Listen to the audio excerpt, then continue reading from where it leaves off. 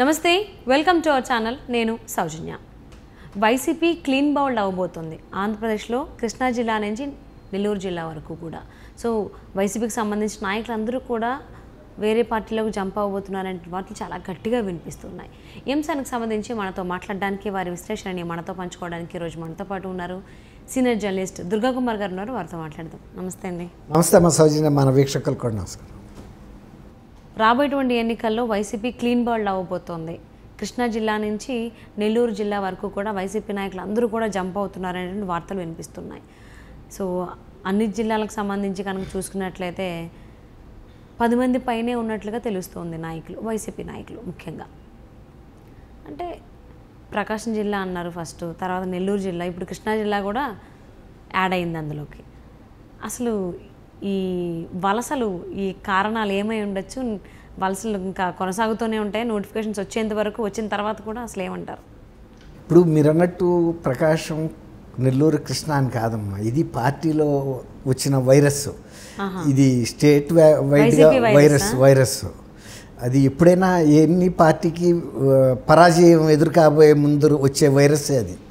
ఇప్పుడు మనం ఇక్కడ కూడా బీఆర్ఎస్లో కూడా చూస్తున్నాం. తెలంగాణలో బీఆర్ఎస్లో కూడా ఓటమికి ముందు కూడా, ఎలక్షన్కి ముందు, ఎలక్షన్ తర్వాత కూడా పార్టీలు మారటానికి ఏర్పాట్లు చేసేసుకుంటున్నారు. ఇప్పుడు కూడా ప్రముఖమైన నాయకులు కూడా బీఆర్ఎస్ పార్టీ నుంచి వెళ్ళిపోవడానికి నిన్నమంతా కూడా రేవంత్ రెడ్డి గారిని కలిశారు. ఆయన భార్య సునీత కలిశారు. వాళ్ళు చాలా ప్రముఖమైన లీడర్స్ బీఆర్ఎస్లో. అట్లా బీఆర్ఎస్లో ముఖ్యమైన వాళ్ళు కూడా వెళ్తారు, ఏ పార్టీలో అయినా, అది వైఎస్ఆర్సీపీ అయినా, ఇంకో పార్టీ అయినా. ఎప్పుడైతే ఇక్కడ బీఆర్ఎస్ మార్పు కోరుకుని ప్రజలు తీర్పిచ్చారో, అక్కడ ఆంధ్రప్రదేశ్లో కూడా ప్రజలు ఒక నిర్ణయానికి వచ్చారనేది వైఎస్ఆర్సీపీ నాయకులకు కూడా అర్థమైంది, అధినాయకత్వానికి. అందుకే కదా గతంలో ఎవరిని పెట్టినా గెలిచినప్పుడు ఈసారి 175 వైనాట్ అని అన్న మనిషి వాళ్ళ జగన్మోహన్ రెడ్డి గారు ప్రతి క్యాండిడేట్ని ఎవరిని పెట్టినా గెలుస్తాడో గెలవడో అనే సందిగ్ధంలో పడి పెట్టడం, తీయటం, ఇలా రకరకాల మార్పులు చేర్పులు చేస్తున్నారు. కొంతమందికి అయితే దాదాపు 1/3 ఆఫ్ ద మెంబర్స్ కూడా సీట్లు ఇవ్వమని చెప్పేసేయటంతో వాళ్ళు పార్టీకి వ్యతిరేకంగా జెండా ఎగరేయటం, మేము ఇండిపెండెంట్గా అయినా పోటీ చేస్తాం అనేది జరిగింది. ఇప్పుడు వసంత కృష్ణప్రసాద్ గారు మైలవరంలో ఆయన మొన్న మధ్య కూడా ఏం చెప్పారు, నేను రాజకీయాల్లో ఉన్నంతకాలం జగన్మోహన్ రెడ్డి గారిని వెన్నంటే ఉంటాను, వేరే పార్టీ మారేది లేదు, సీటు విషయం నాకు పెద్ద ప్రాముఖ్యం లేదని చెప్పాడు. కానీ తర్వాత ఆయన చేసిన విమర్శలు కూడా చాలా తీవ్రమైన విమర్శలు చేశాడు జగన్మోహన్ రెడ్డి గారి మీద, పార్టీ పనితీరు మీద. పార్టీలో పని చేసుకోవటానికి మంచి వాతావరణం లేదు, కావాలని అంతర్గతంగా కొంతమంది వ్యక్తుల్ని ప్రోత్సహించి పార్టీ తను నియోజకవర్గంలో చేయాలనుకున్న అభివృద్ధి పనులు చేయడం లేదు. తర్వాత ఒక అరాచక శక్తుల్ని నా నియోజకవర్గంలో ప్రోత్సహించి ప్రగతిని దెబ్బతీశారు, వాతావరణం దెబ్బతీశారు. కాబట్టి నేను పార్టీలో తర్వాత ఆత్మాభిమానం లేని, ఆత్మగౌరవం లేని పార్టీలో నేను కొనసాగలేను అని చెప్పకనే చెప్పాడు. వైఎస్ఆర్సీపీలో తను ఉండబోటం లేదని. అట్లా ప్రకాశం జిల్లాలోనూ జరిగినాయి. ఇప్పుడు మహీధర్ రెడ్డి, ఆయన కందుకూరులో చాలా సీనియర్ లీడరు, ఇప్పుడు ఆయన వెళ్ళిపోతున్నాడు. అట్లా నెల్లూరు అనేది, నెల్లూరులో ఇంకా ఎక్కువగా జరుగుతుంది. ఆయన ప్రభాకర్ రెడ్డి గారు, వేమిరెడ్డి ప్రభాకర్ రెడ్డి గారు, ఆయన చాలా ముఖ్యమైన వ్యక్తి. పార్టీకి మొదటి నుంచి కూడా ఆర్థికంగాను నైతికంగాను నిలబడిన వ్యక్తి. రాజశేఖర్ రెడ్డి గారి కుటుంబాభిమాని ఆయన. ఈయనకే కాదు, జగన్మోహన్ రెడ్డి గారికే కాదు. అట్లాంటి వ్యక్తి ఇవాళ జగన్మోహన్ రెడ్డి గారి పరిపాలనా విధానం, పార్టీని నడిపిస్తున్న తీరు చూసి ఆయన కూడా నెల్లూరు నుంచి పోటీకి విముఖత చూపిస్తాడనేది అర్థమవుతుంది. తర్వాత మాగుంట సుబ్బరామరెడ్డి గారి ఫ్యామిలీకి సంబంధించిన శ్రీనివాస్ రెడ్డి గారు, ఆయన మాగుంట ఫ్యామిలీస్ అంటే ఆ 2 జిల్లాల్లో కూడా మంచి ఫేమస్, వాళ్ళని కూడా దూరం చేసుకుంటున్నాడు. ఇదేంటంటే ఇవాళ పార్టీ మీద వచ్చిన వ్యతిరేకతని ఆయన ఏమనుకుంటున్నాడంటే అభ్యర్థుల మీద వచ్చిన వ్యతిరేకతగా కొంత అవగాహన లోపం మూలాన కూడా జరుగుతుంది. దీంతో ఆయన ఎక్కువ మందికి సీట్లు డినై చేయడం ద్వారా పార్టీలో లేనిపోయిన అలజడి సృష్టించాడు. పార్టీలో జరిగిన పరిపాలనా పరంగా జరిగిన తప్పులు, అందులో వాళ్ళ ప్రమేయం ఏమి లేదు. శాసనసభ్యులకి ఎక్కడ మాట్లాడే అధికారం ఇచ్చారు వైఎస్ఆర్సీపీలో, లేకపోతే విధాన నిర్ణయాలు తీసుకునేటప్పుడు వాళ్ళని విశ్వాసంలోకి తీసుకుని ఈ విధానాలు మనం లేకపోతే ఈ పరిపాలన ఇలా చేయొచ్చా అని ఏమి కూడా అడిగిన పరిస్థితి లేదు అసలు. తెలంగాణలో మొట్టమొదటి ఫ్యాక్టరీ అవుట్లెట్ ముకుందా జ్యువెలర్స్ మన కొత్తపేటలో ఫిబ్రవరి 14న గొప్ప శుభారంభం. అందమైన ఈ శుభారంభంలో ఎన్నో విశేషాలు. కొన్నంత బంగారానికి వెండి ఉచితం. VA 2% నుండి 12% మాత్రమే. మేకింగ్ చార్జెస్ లేవు. సిల్వర్ జ్యువెలరీపై 70% exchange value. Mukunda jewellers Kothapet. Jaganmohan Reddy garu ఎమ్మెల్యేనే మినిస్టర్నే కలవలేదు. అలాంటప్పుడు ఇవాళ తీరా పార్టీ మునిగిపోయే పరిస్థితి వచ్చినప్పుడు వాళ్ళని బలిపశువులు చేయటం అనేది కరెక్ట్ కాదు కదా. ఈ కారణాలన్నీ కూడా ఒక 3 జిల్లాలో 4 జిల్లాలో కాకుండా జగన్మోహన్ రెడ్డి గారికి ఇతర జిల్లాల్లో కూడా అంటే రాష్ట్ర వ్యాప్తంగా ఇదే తలనొప్పి ఎదురవుతుంది. కాబట్టి రేపు లోక్సభ అసెంబ్లీ ఎన్నికలు లోక్సభ ఒకేసారి వస్తాయి. ఈ ఎన్నికల విషయంలో అభ్యర్థులకి వాళ్ళు లోక్సభ అభ్యర్థులకి మరీ కష్టంగా ఉంది. కొంచెం గట్టి అభ్యర్థులు కావాలి. 6 నియోజకవర్గాల్లో వాళ్ళు ప్రభావం చూపగలిగి ఉండాలి. ఒక క్లీన్ ఇది ఉండాలి. తర్వాత డబ్బు కూడా చాలా బాగుండాలి. ఇట్లాంటి పరిస్థితిలో 2 ఒకేసారి వచ్చే ఎలక్షన్లో ఇటు అసెంబ్లీకి పార్లమెంట్కి సీట్లు కూడా భర్తీ చేయటం అంటే కరెక్ట్ అభ్యర్థుల్ని కాంప్రమైజ్ అయిపోవాల్సి వస్తుంది, రాజీ పడాల్సి వస్తుంది. ఆయన కోరుకున్న అభ్యర్థులు పోటీకి ఒప్పుకోవట్లేదు. ఈ సీట్లు అడుగుతున్న అభ్యర్థులకి ఈయన సీట్ కేటాయించట్లేదు.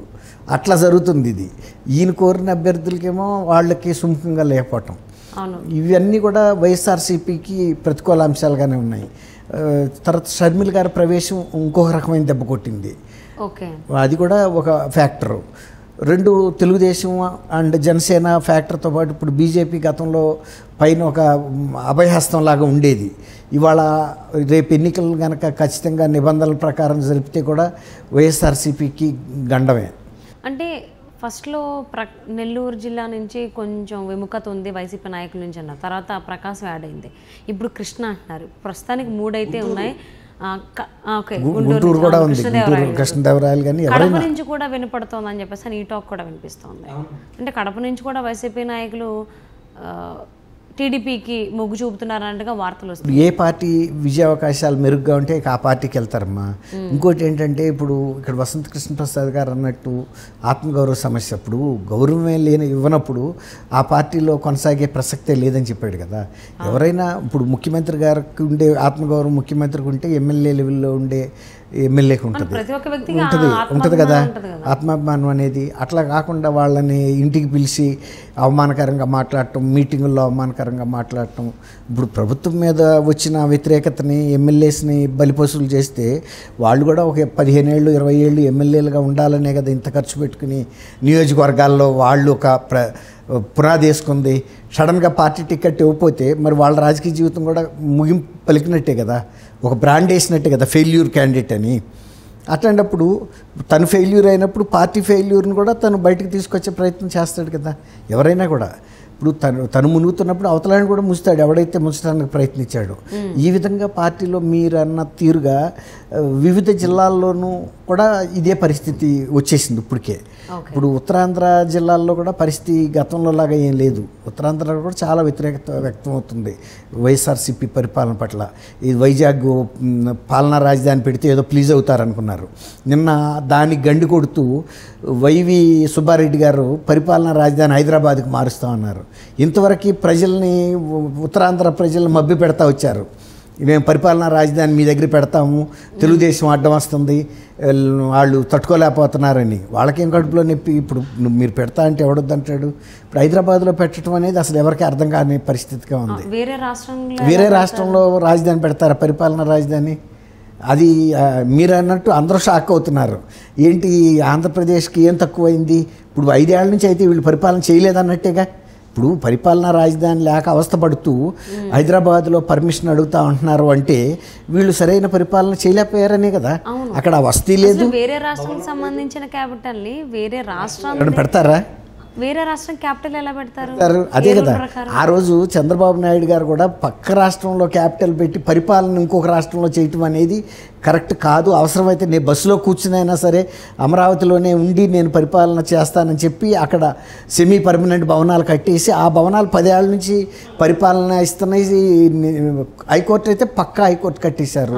శాసనసభ నడుస్తుంది, సచివాలయం నడుస్తుంది. అంటే ఒకానొక టైంలో వీళ్ళే కదా కామెంట్ చేశారు. అంటే అమరావతి రాకముందు హైదరాబాద్ ఇటు తెలంగాణకి అటు ఆంధ్రప్రదేశ్కి రాజధానిగా ఉన్నప్పుడు వేరే రాష్ట్రంలో రాజధాని ఏంటి వద్దు ఉండద్దు అని చెప్పిన వాళ్ళు మళ్ళీ ఏ విధంగా ఇలా మాట మారుస్తున్నారు అంటే ఇప్పుడు కృష్ణా నుంచి నెల్లూరు వరకు వైసీపీ నాయకులు జంప్ అవుతున్నారు కాబట్టి ఏదో మభ్యపెట్టాలి ట్రాక్ మార్చాలి కాబట్టి డైవర్షన్ కింద ఇది ప్లాన్ చేసుకుంటున్నారని అనిపిస్తోంది. ఇప్పుడు ప్రెసిడెంట్ అయితే రాబోయేటువంటి ఎన్నికలకు సంబంధించి క్లీన్ బౌల్డ్ అవ్వబోతున్నటువంటి జిల్లాల్లో కృష్ణా నుంచి నెల్లూరు వరకు ఉంది అంటున్నారు. ఇంకెన్ని జిల్లాలు తెరపైకి వస్తాయి అనేది వేచి చూద్దామండి. Thank you so much for spending your valuable time with us, DK గారు. థ్యాంక్ యూ మా సౌజన్య మన వీక్షకులకు నమస్కారం.